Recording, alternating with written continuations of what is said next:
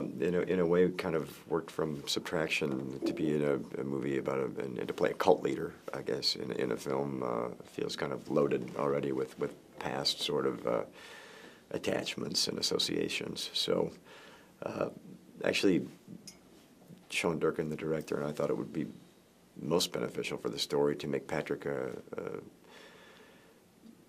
human being, to try to make him someone that a young woman might logically follow.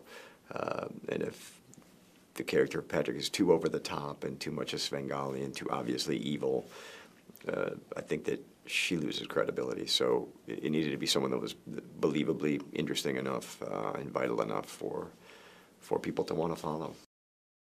It's an interesting thing.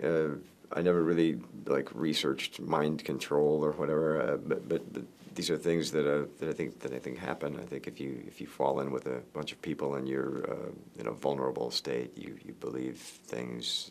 If everyone around you is telling you something is true, and you have no other reference for a while, you might begin to believe those things. So with Martha's character, I think it's. Looking at her, I think Patrick probably saw someone who had never been treated with value, had never really felt at home anywhere, and sadly, that seems like kind of a perfect victim. Although, to Lizzie's credit, in this film, she never really comes off as a victim. She seems like someone who's just fighting to solve her problem, and it's very interesting in that way. I think that would be that kind of just to have your leader, I guess, of your group tell you that one thing is doctrine is true and this is it, and then to have that person switch up, I guess is a real test of whether or not you can manipulate people well or something. But I just think that the group has been together long enough that they just kind of go with him.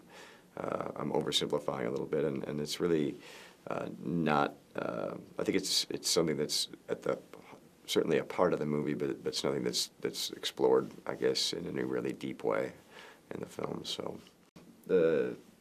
I'm not afraid to work with someone who hasn't made a feature before. It's actually kind of exciting.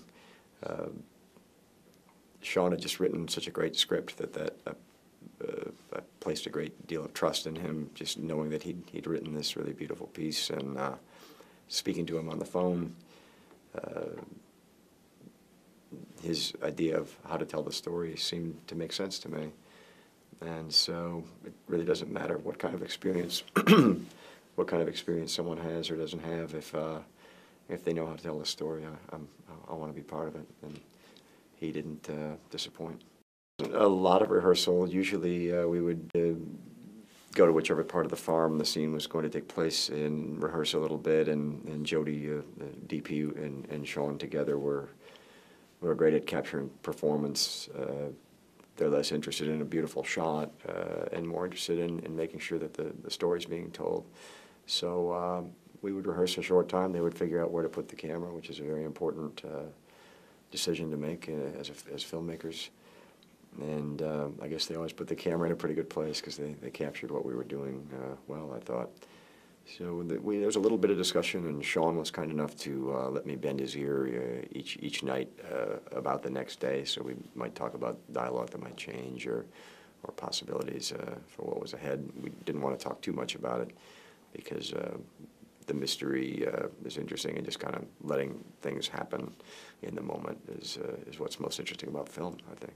I think that being isolated, being on a farm in the Catskills with not much influence around us was great. I mean, that's how it is in the story, and so for it to be that way in real life as we shot, I think was beneficial. There was no, probably heard, but there was no cell phone reception, no internet, nothing out there. So we were just together working every day, and that was it was a great thing. It in the best way, was a lot easier to pretend all those situations. It was a beautiful place too.